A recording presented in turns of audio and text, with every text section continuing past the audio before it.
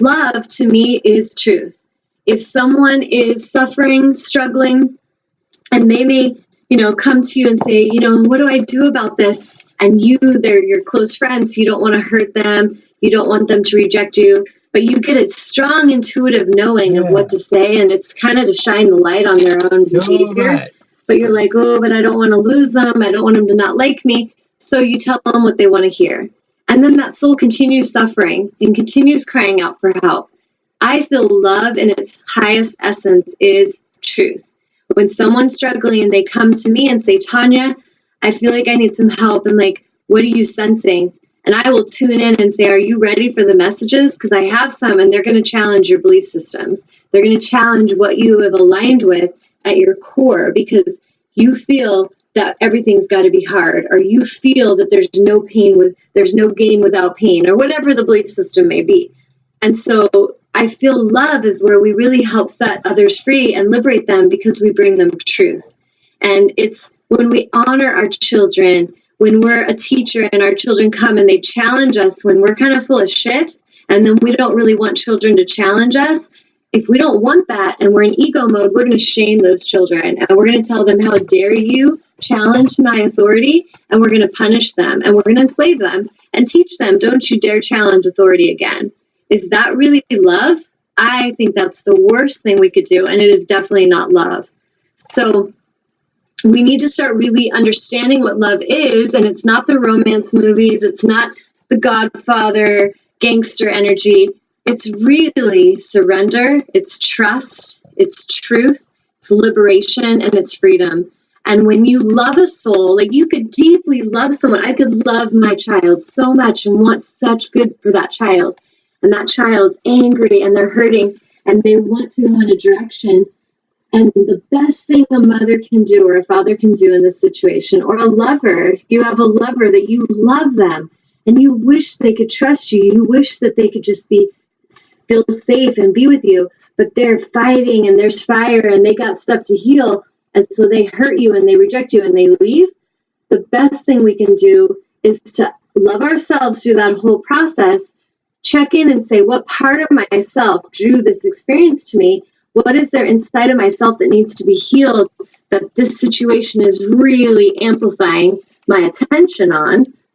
And then how do I love them and release them? Sometimes loving someone is letting go.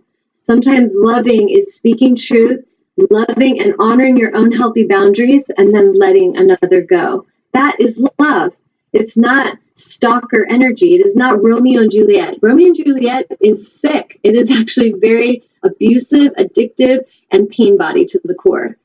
But so many of us have to wake up, because our society, the music, the top 40 music in particular, and a lot of the films, they're very like pain body, addiction messages. And we need to start looking into that and realizing that this is being fed to us. And if we don't have the awareness to observe it for what it is and question and to seek deeper understanding, we just participate with it. We just kind of unconsciously go in and we start participating with these projections, and we start suffering with them too. And I feel like if we can understand and identify what love actually is, and we can break free of all that, we really have a shot as far as healing ourselves and being an empowered space with our own life, and as well as healing the planet. So I hope this year on Valentine's Day, not one of you listening, if you're not with someone, feels like you're a loser. Because what a really dumb thing to think, just because it's a day of the year. And there's so much that we have projected upon us about holidays. Christmas comes around. Oh, I'm lonely suddenly. No one's with me. I feel so depressed. I feel suicidal because I started totally focusing on being alone and thinking that something's wrong with that, and that no one's buying me presents. And there's all this projection of what we should be expecting.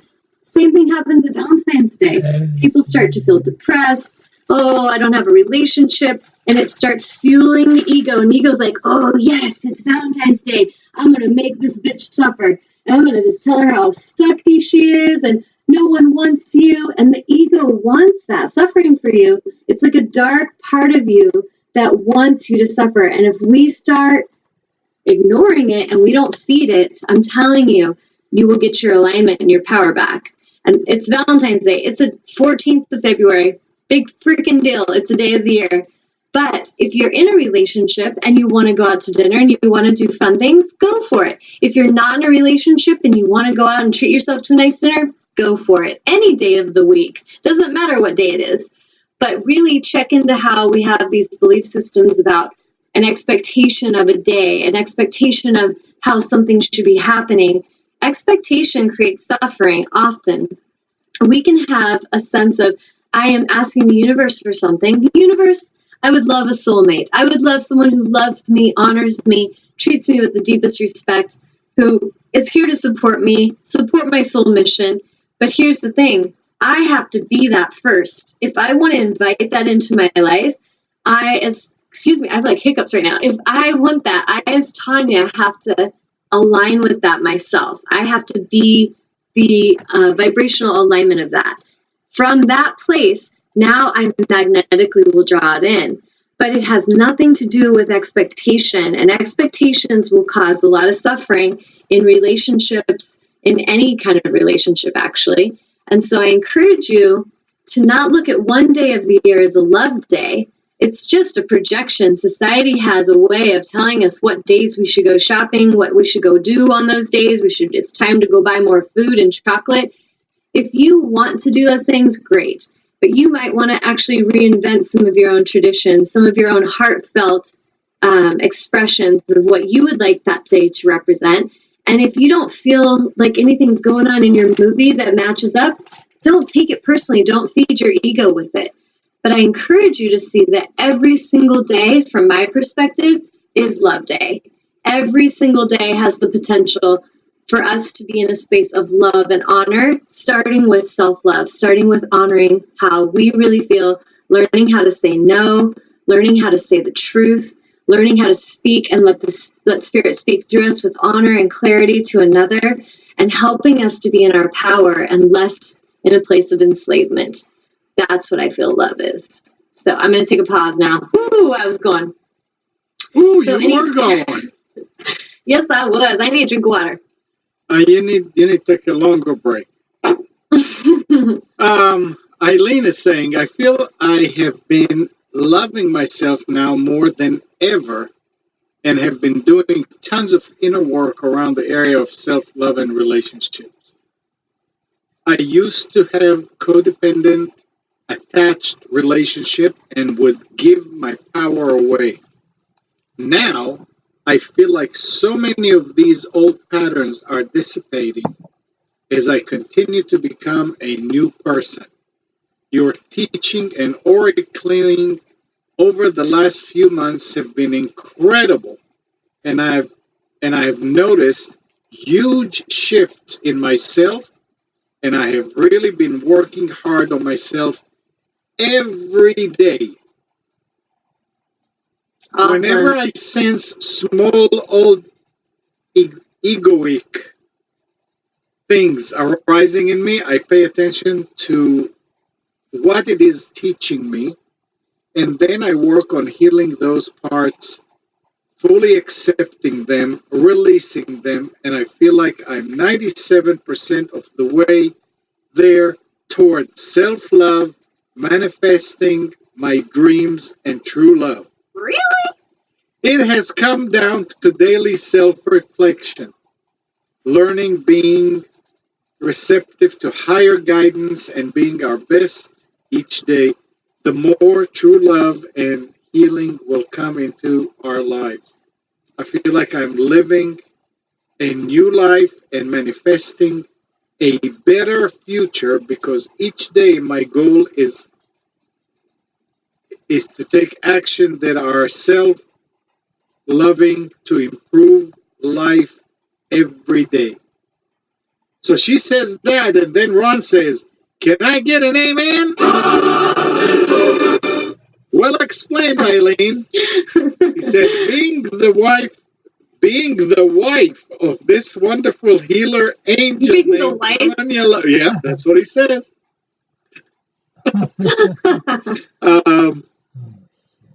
Of this wonderful healer angel named Tanya Love, has totally put me on a different path than my past. I feel so more aligned, as well as learning more every day. And he adds, I love her.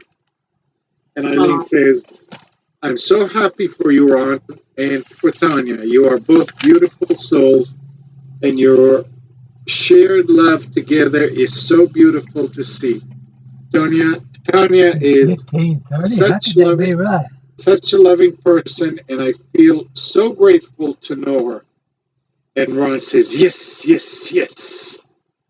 And then wow, he you adds, guys. now he says, oops, husband, that is.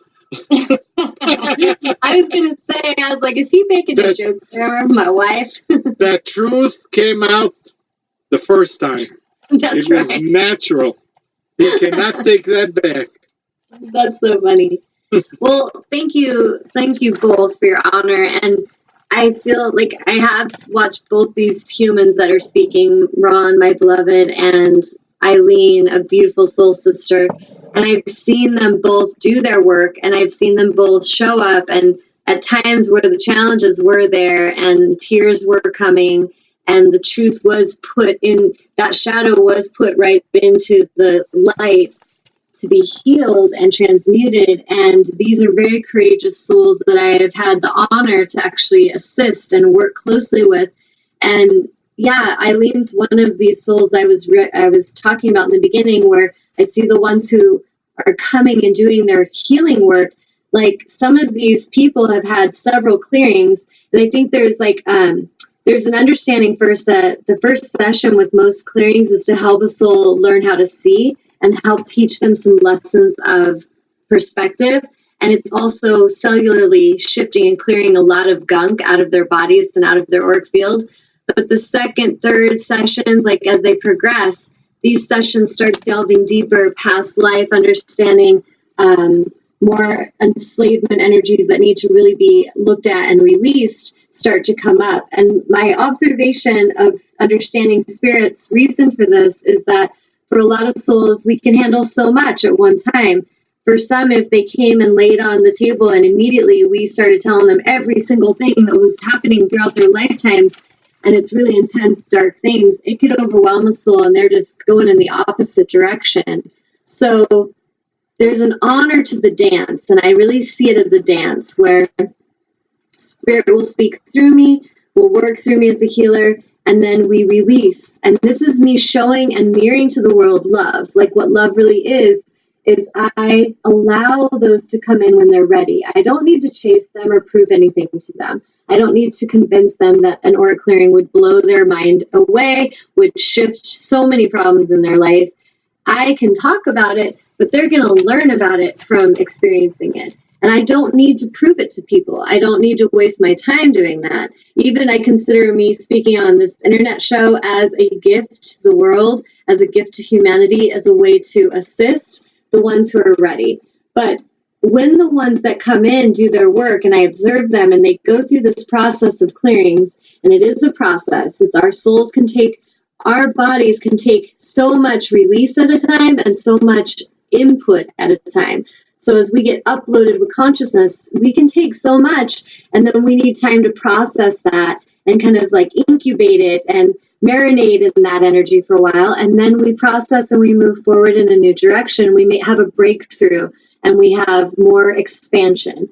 So if you can see the process and you can honor the process, it will really help you in your own lives to be more honorable with your process. It'll help you to be more honorable and gentle and patient with your growth and your unfolding, instead of being angry that I'm not there already.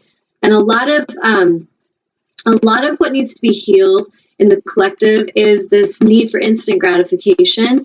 This is an addiction, and it's something that you've all been conditioned with. And it's something that also, it's kind of like there's this part of your self that maybe has memory, cellular memory, of a time where you were able to be light and you were able to move around very quickly and to manifest very swiftly. And this is beautiful. You're remembering that part, but you're in a third dimensional, you're in this like earth plane, which is not so much third dimensional anymore, but it's like the earth plane, this lower dimensional space where it takes a little time to manifest. And it's actually a blessing, because if everything we thought instantly manifested, it may not